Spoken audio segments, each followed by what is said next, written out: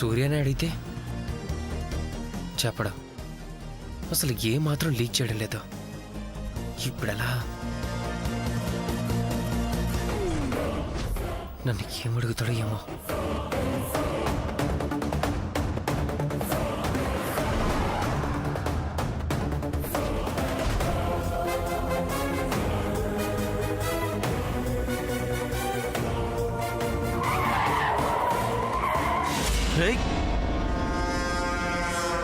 మనోజ్, ఏంటిది?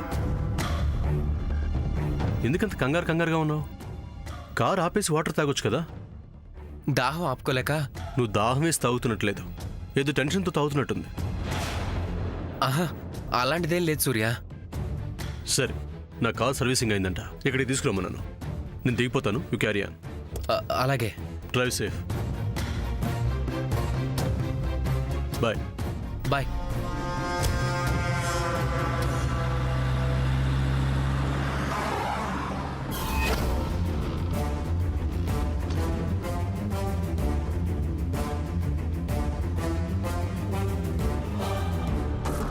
అమ్మయ్యా, కాస్తలో ఎస్కేప్ అయ్యాను.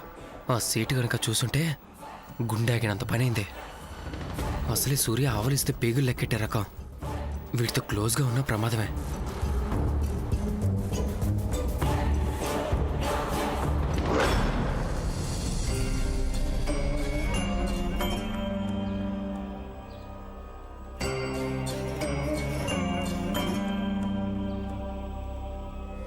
ఈ ఇంటికి సంబంధించి ఇటీవల ఒక సంఘటన జరిగింది. ఆ సంఘటన తాలూకు విషయాల్లో కొన్ని మనోకలతలు ఏర్పడతాయి.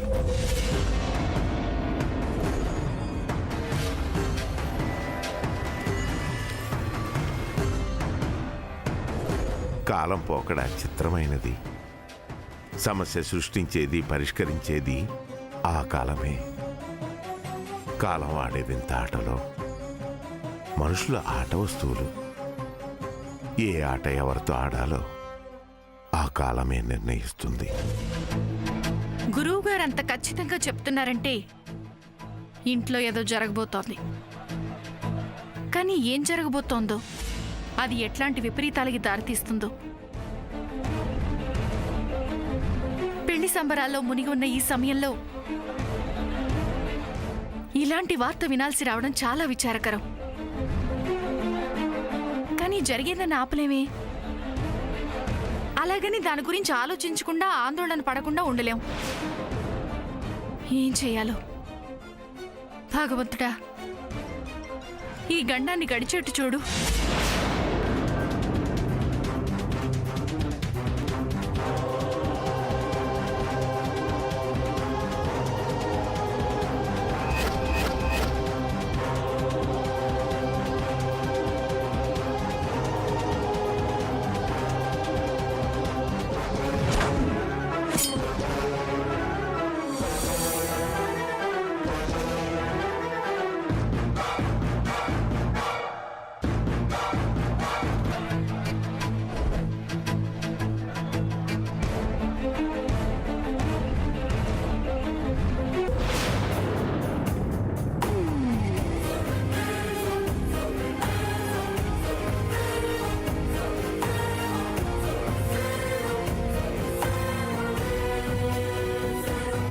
అత్తయ్య గారు,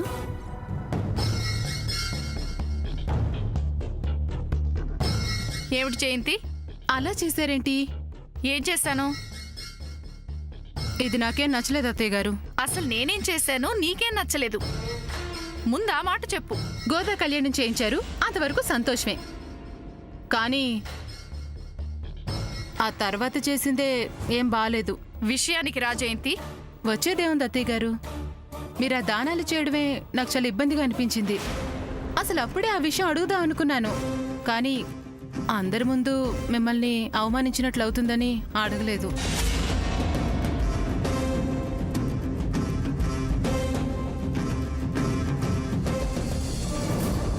అన్ని గుణాల్లోనూ దాన గుణం చాలా మంచిది, ఉన్నతమైనది. ఆ దాన గుణమే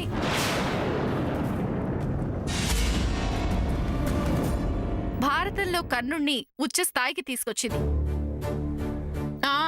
ఆ దానాలు చేసే కదా అత్తయ్య గారు తన కాచుకుంటలు పోగొట్టుకున్నాడు, చివరికి ప్రాణాలు కూడా పోగొట్టుకున్నాడు. అదే దానం కన్నా తన ప్రాణం గొప్పది కాదు అనుకున్నాడు కాబట్టి చరిత్రలో అలా నిలిచిపోయాడు. ఏదో ఒక దానమైతే పర్వాలేదు అత్తయ్య గారు, ఏకంగా 5 దానాలు 4 దానాలు పోన్లే అనుకున్నా భూదానం చేయడం ఏంటి అత్తయ్య గారు? ఇవాళ భూమికున్న విలువేంటో తెలిసి కూడా మీరు అలా దానం చేయడం ఏం బాలేదు అత్తయ్య గారు. నాకు చాలా బాధ అనిపించింది. ఆ భూదేవి దానంగా ఇచ్చిన స్థలంలోనే మనం ఉంటున్నాం, గుర్తుంచుకో. ఇలా ప్రతి దానికి ఏదో ఒకటి చెప్పి మా నోళ్లు కుట్టేయడం ఏం బాలేదు అత్తయ్య గారు. చెల్లి, ఏంటి అతను ప్రశ్నిస్తున్నావు?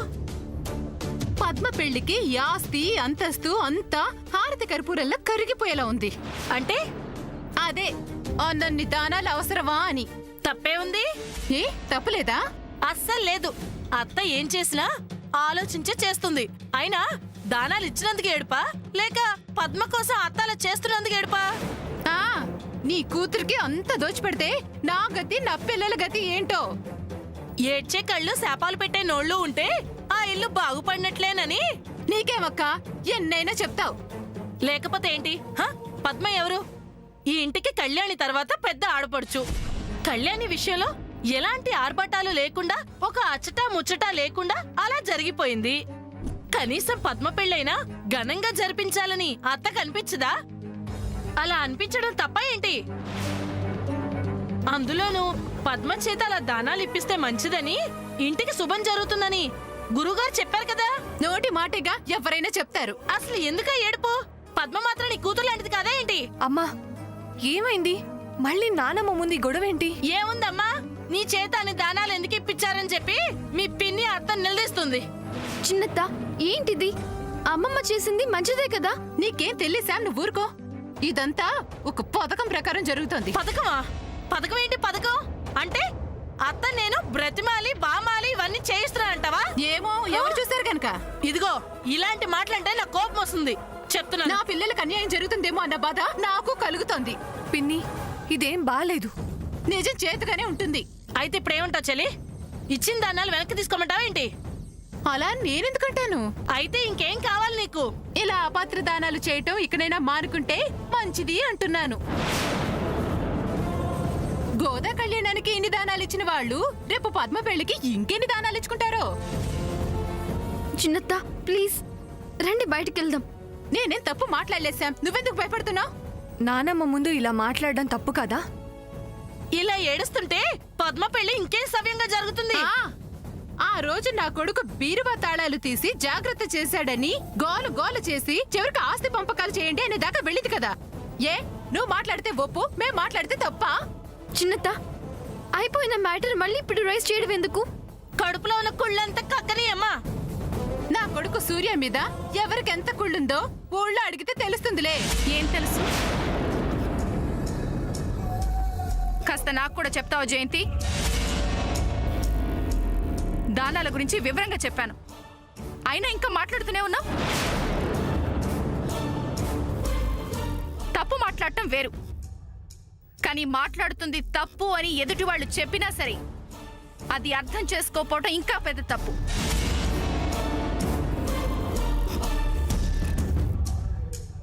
ఇవాళ పద్మ చేత దానాలు ఇప్పించిందాన్ని రేపు నీ కూతురు లీలావతితో కూడా ఇలా దానాలు ఇప్పించనా? అలా పెట్టత్త గడ్డి. అక్క మాటలు తిన్నగరాని. అదే నేను చెప్పేది, చిన్న పెద్ద చూడకుండా నోటుకొచ్చినట్టు వాగొద్దు అని. నా ఇష్టం. అది చెప్పడానికి నువ్వెవరు? ఇంకా మాట్లాడకండి, ఇంకా మాట్లాడకండి, ఇంకా మాట్లాడకండి, ఇంకా మాట్లాడకండి.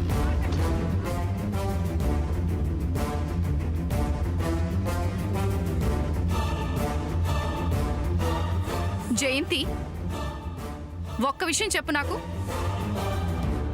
రేపు లీలావతితో ఇలాగే దానాలిప్పిస్తే అప్పుడు కూడా నన్ను ఇలాగే ప్రశ్నిస్తావా?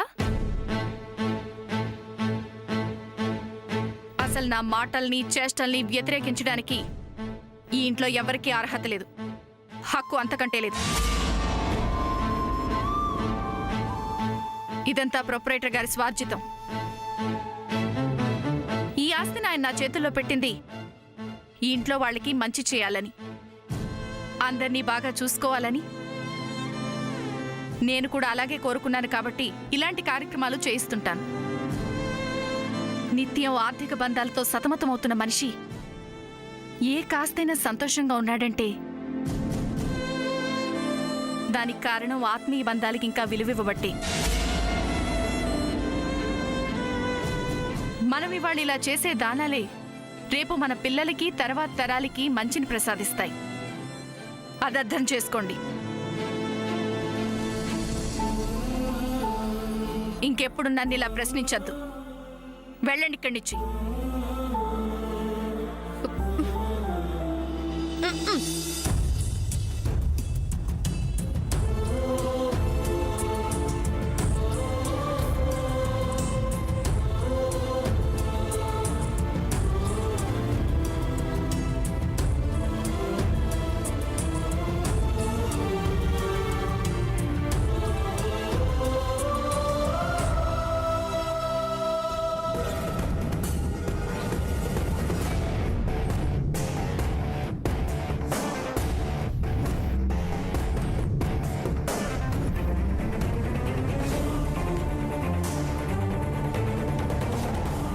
జ్యువెలరీ షాప్కి వెళ్ళిన సూర్య ఇంకా రాలేదేంటి?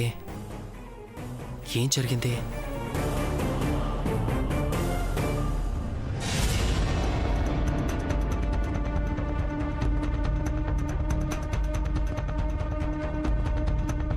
అమ్మ పిన్ని కలిసి నాన్నమ్మని దానాల గురించి అడిగిన విషయాన్ని సూర్యకు చెప్పాలి. కానీ ఇంకా తను రాలేదేంటి?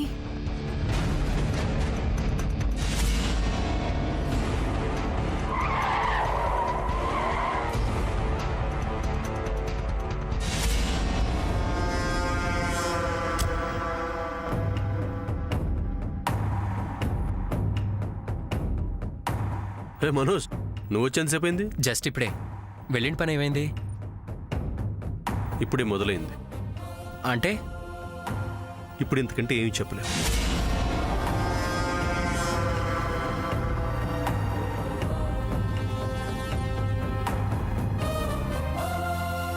అసలు విషయం ఏంటో నాతో చెప్తే నాకు చేతనైన సహాయం నేను చేస్తాను కదా సూర్య. మీకెందుకు శ్రమ? కష్ట సుఖాలని షేర్ చేసుకుంటేనే బంధుత్వానికి అర్థం. నిజమే, మీరు పెళ్లి చేసుకోపోయే సంతోషంలో ఉన్నారు. ఇలాంటి సిచ్యువేషన్లో ఇలాంటివన్నీ చెప్పి మిమ్మల్ని డిస్టర్బ్ చేయలేను. అయ్యో అలా అనుకోవద్దు సూర్య. నాకు మంచి సర్కిల్ ఉంది కాబట్టి ఆ విషయం ఏంటో చెప్తే నేను మీకు హెల్ప్ఫుల్ కావచ్చు అని. ఇతను హెల్ప్ అంటే గుర్తుకొచ్చింది. నగా ఎంక్వైరీ ఎంతవరకు వచ్చిందో కమిషనర్ గారికి ఒకసారి ఫోన్ చేయాలి. ఆ మాట అన్నారు, థ్యాంక్స్. నేను చూసుకుంటాను.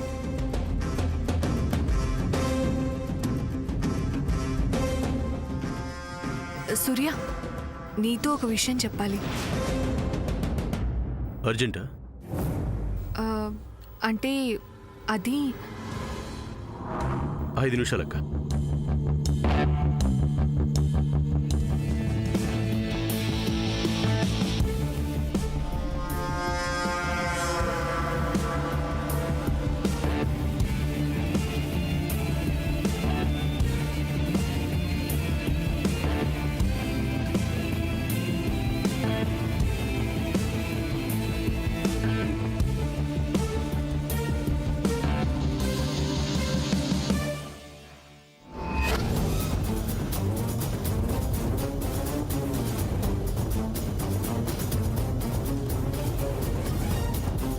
కమిషనర్ గారు, నేను సూర్యనండి.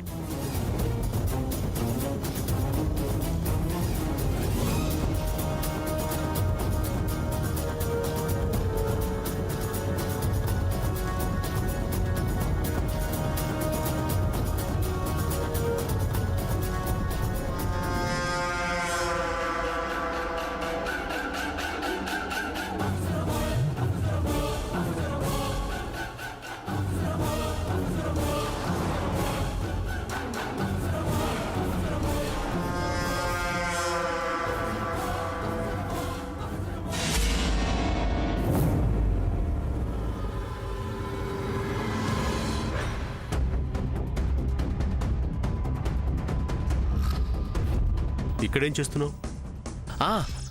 అది అది నీతో మాట్లాడదామని వచ్చాను, ఈలోపు నువ్వే తలుపు తీసావు. అంతే. అంతేనా? అంతే సూర్య, ఇంకే ఉంటుంది. అంతే. చెప్, ఏం మాట్లాడాలి? అది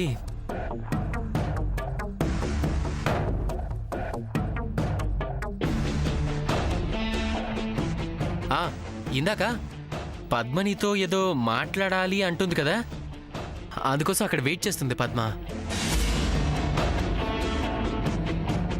ఆ విషయం గుర్తు చేద్దామనే నీ దగ్గరికి వచ్చాను, ఈలోపు నువ్వే డోర్ ఓపెన్ చేసావు.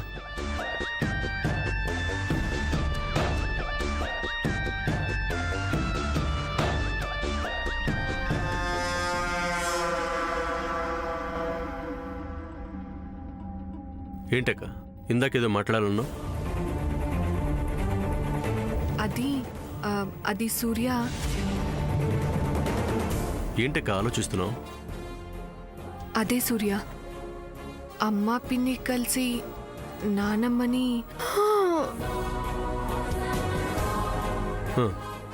నానమ్మని? మై గాడ్, ఇప్పుడు ఈ విషయం చేదు కాఫీకి చెప్తే మళ్ళీ ఇంట్లో గొడవ అవుతుంది. ఎలా అవాయిడ్ చేయాలి? దానాల విషయంలో అదే లేదు చేదు కాఫీ. పెళ్లికి ముందు యూత్ అందరం కలిసి ఇంట్లో సంగీత్ ప్రోగ్రామ్ చేయాలి అనుకున్నాం. ఆ విషయమే చిన్నత్త పెద్దదికి చెప్పి అమ్మమ్మ పర్మిషన్ తీసుకుంటే బాగుంటుందని. ఇప్పుడు ఈ ప్రోగ్రామ్స్ అన్ని అవసరమా? కాదా, పెళ్ళంటేనే ఇలాంటి ఈవెంట్స్ అన్నీ ఉండాలి కదా. ఈ ఐడియా నీదా? ఆ, నాదే నాదే నాదే. పని పాట లేదా? ఎందుకు లేదు, ఆట పాట ఉంటాయి కదా. మొన్న న్యూ ఇయర్ రోజు కూడా ఇలాగే చేసావు, అందరి చేత కుప్పి గంతులు వేయించావు. అది చాలక మళ్ళీ ఇప్పుడు ఇది ఒకటా?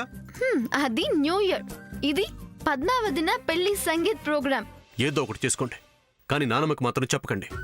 చేతి కాఫీ, ఈ సంగీత్ లో will you dance with me? ఇలాంటివన్నీ నాకు ఇష్టం ఉండదని చెప్తున్నా కదా, మళ్ళీ ఎందుకు అడుగు? శాముదిన ఏ మాటకు ఆ మాట చెప్పాలి. బాగా చెప్పాడు సూర్య. ఈ పిల్ల కోతి పిల్ల పుట్టాల్సింది, ఆడపిల్ల పుట్టింది. అక్క, ఏ మాటలకవి? కోతేంటి కోతి? నా అమెరికా కోడ్లు నీకు అలా కనిపిస్తుందా? మనిషి కాదు, చేతులు అలా ఉంటాయి అన్న. అందరం కలిసి సరదాగా ఆడదాం పాడదాం అంది, అది తప్ప? యా, ఆ మాత్రం టేస్ట్ ఉండకపోతే లైఫ్ లో కిక్కే ఉండదు. చేదు కాఫీని తర్వాత ఒప్పిస్తాను. అవునమ్మా, ఒప్పించమ్మా శామ్. మీరిద్దరూ అలా డాన్స్ చేస్తుంటే చూడటానికి 2 కళ్ళు సరిపోవు. ఇంకో 2 కళ్ళు అరువు తెచ్చుకో. ఎవరివో ఎందుకక్క, నీ కళ్ళు అరివేవచ్చుగా. బాగుందమ్మా, నా కళ్ళే నాకు అందం, నేను అస్సలు ఇవ్వను. ఆ, అందం కాదు, అవేం అందం.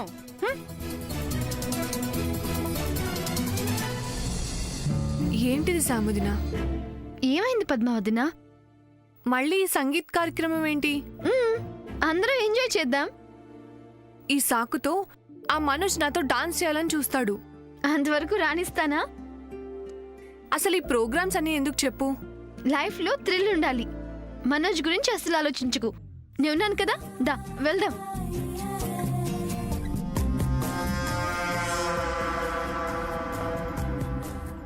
రా పద్మావతిన, కూర్చో.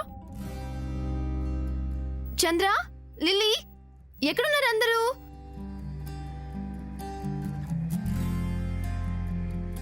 చెప్పు సాముదిన. లిల్లీ, సంగీత్లో ఎవరెవరు ఏ హీరో హీరోయిన్లు డాన్స్ చేస్తున్నారో ముందుగానే సెలెక్ట్ చేసుకొని ప్రాక్టీస్ చేస్తే బాగుంటుంది కదా. Give me your views. But ఒక్క నిమిషం, శ్రీ, యాదగిరి, కూల్ డ్రింక్స్ తీసుకునిరా. శాముదిన, నువ్వు కూడానా? పద్మావతిన, ఇంకొంచెం సేపు ఆగితే నీకే తెలుస్తుంది. నువ్వే ఫీల్ అవ్వకు.